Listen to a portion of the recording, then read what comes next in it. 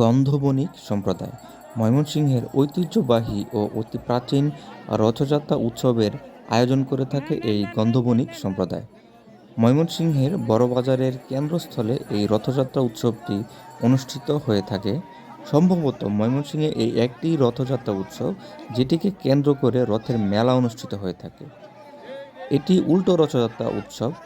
জগন্নাথ দেব মাসির বাড়ি ভ্রমণ শেষে নিজের বাড়িতে ফিরে যান এবং আমাদেরও প্রতি বছরের মতো আরেকটি বছরের অপেক্ষা শুরু হয়ে যায় কবে রথযাত্রা উৎসব পালিত হবে। আমিও রথে এসেছিলাম, রথের দড়ি টান দিয়েছি, জগন্নাথ দেবকে ভোগ নিবেদন করেছি এবং সেই সাথে আবার একটি বছরের অপেক্ষায় থাকলাম। জয় জগন্নাথ।